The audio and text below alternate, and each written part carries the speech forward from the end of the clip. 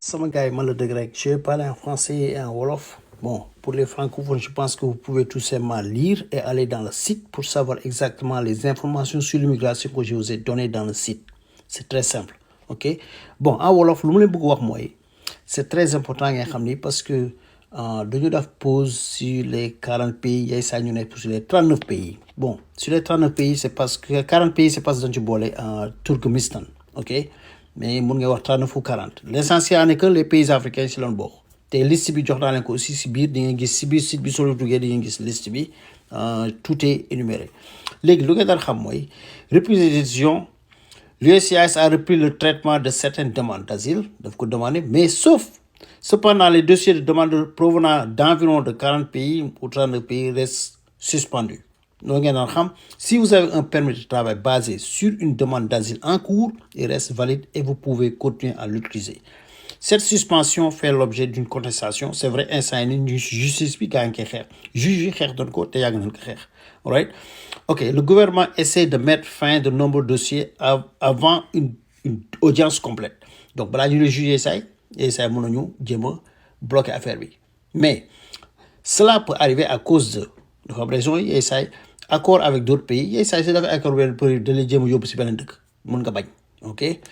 problème de paiement su nekkee fayoo $130 yooyu ñu la waxoon yaa ngi koy fàlle $100 ñu la wax fay ko am na ku ma ci woo aussi am problème parce que juge bi da ko doon jéem a nax ne ko ok yow fayoo $100 doon na may cancel sa fees fekk ni saa waay amoon na reçu donc juge mënul ko dara dañuy am excuse information insuffisante c'est demande dafal tout ba nga am information yu doy pays d'origine yaay saa saa par exemple pays ju nga jóge aussi am na yoo xam pays yoo xam ne la asile bi dëgërul voilà donc yow yaa xam la ngay defee quoi de formuler sa bopp autre raison administrative mun a nekk ay passeport bu document yoo xam ne amoo ko donc document administratif mais jox naa exemple si souvent di nga gis exemple yëpp soo ko liiree quoi ok donc yaay saa document yi mun na bañ mot ok dafal tout ba document yi mot right donc l'USCIS fin anticipée de dossier par l'USCIS mënuma dem ci kii bi yëpp frais yi ngi lii lépp a ngi nii bu soxla may lire lépp soo leen jógee ngeen lire ko su nekkee mun nekk lire c'est pas grave toogaloo koo xam ne mën na ko lire aussi mu jàppale la ci right beneen bu ma la jox aussi dama la jox conseil aussi que faut-il savoir avant une audience devant le tribunal de l'immigration yéen saa yi jox naa la yenn yi dana jox aussi ay questions dana jox ay réponses dana jéem a def lépp lu ma mën ne lañ ko jéem a jox pour que ngeen am information yëpp ngeen mën a préparer seen dossier mais il faut ngeen dugg site bi bu leen gis site bi parce que léegi laa commencé incha allah dinaa commencé chaque jour su ma amee temps après midi bi nii ma commencé leen jox information yi ok pourquoi certaines affaires cela veut dire que par rapport à asile se termine sans audience et ça asile yoo xam ne day ki termine sans audience il faut savoir ça raison possible yaay saa jox naa la ko accord avec d'autres pays yaay saa da lay bëgg yóbbu si beneen pays right manque de détails ou des preuves moom laa doon wax sànq manque booy nga noonu problème administratif waxoon naa la ko passeport incomplet frais c'est pas payé procédure accélérée d'expulsion yëpp aussi mën nga def appel encore ci Board of Immigration mooy BIA wax naa leen ko BIA donc yooyu yëpp mu ngi ci conseil lu le conseil mooy say conseil bi nag fii que ni avocat dafa baax nga am ko wala sooy dem aussi nga dem ak benn américain koo xam ne américain la mun bëgg nga xam koo xam ne wóolu nga ko nga ànd ak moom wala nga ànd ak benn avocat moo gën su nekkee mënoo dem aussi bu raté waxal ni bon su nekkee da nga feebar waaw baax na su nekkee feebaroo mais bu raté sa urgence ok bu raté sa urgence baaxul c'est pas bien ok donc foog naa ne fii nii que se passe si vous manquez l'urgence faut pas votre dossier sera probablement rejeté ok généralement da nga rejeté su nekkee da nga am urgence amul excuse pourquoi nga rejeté pourquoi ñëw ok mais bul rek ñëw ma donc dama site bi incha allah nga xool lépp documents yi naa commencé di envoyer et puis je vais faire mon mieux pour que vous ayez tous les documents nécessaires pour l'immigration que vous sachiez exactement comment faire alright beneen moo loolu laaj c'est pas ici mais dama après naa leen ko ajouté lu ma bëgg wax mooy loo sut bi ngi fi na say xel daal bu leen xool lii rek di tëp yi bu leen yaakaar ni parce que c'est en pause que ni c'est en pause par rapport à asile bi bon c'est une bonne chose tant mieux na ko pause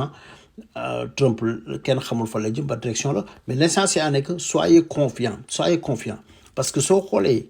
depuis 30 ans 14 000 milliards de dollars environ yéen a ko fay les immigrés ñoo ko fay ils savent exactement que ni le poids de l'immigration aux États-Unis xam nañ ko bu baax a baax dofuñu xam nañ ko lii yëpp bon yay saay mën na ko def pour des menaces yay saay par rapport à ce pays lu mu soxla parce que ñun les Africains il a besoin de nos ressources il a besoin de nos terres rares bu bëri kan moo ko yore c'est la Chine bon il y a la concurrence entre les États-Unis et la Chine ça il faut le savoir parce que soo xoolee par exemple ce qui se passe instant ci guerre bi technique la guerre bi c'est avec Iran mais en réalité c'est avec la Chine aussi donc loolu il faut nga xam nga sur le plan géopolitique donc soo xamee aussi yay saay moom il faut mu am levier de négociation avec les autres pays sur les pays du tiers monde ok il faut mu tegal la ay damay yóbbu say immigré mais il faut tout simplement savoir que ni li yëpp du mujjee fenn parce que comme nu mu esaay nii 40 pays yëpp de 39 pays ou 40 yëpp daf ko nar a bàyyi incha allah donc na say xel daal ne vous inquiétez pas l'essentiel en est que ce que vous devez faire il faut le faire mooy toppatoo leen seen bopp de sorte que bu leen violer loi bi loolu dama leen ko njëkk wax chaque fois deuxième volontaire nit ki da nga naan volontaire ci réew am na ñoo xam ne am nañ kayit ci volontariat volontaire te volontaire soo ko defee incha allah daf ko ngir yàlla mais aussi na la bindal document boo xam ne da nga fa volontaire troisièmement damal jàngi école wax naa leen nga dem jàngi bàyyi leen di sàggane jàngi école bi jàngi école dafa baax parce que on sait jamais Trump mun na jékki-jékki joxe kayit te su joxe kayit mun na ko joxe ci ñooñu nga xam ne dañoo jàng ci réew mi man gëm naa ni Trump mën na bañ bàyyi mën na joxe kayit parce que dafa gëm Ronald Reagan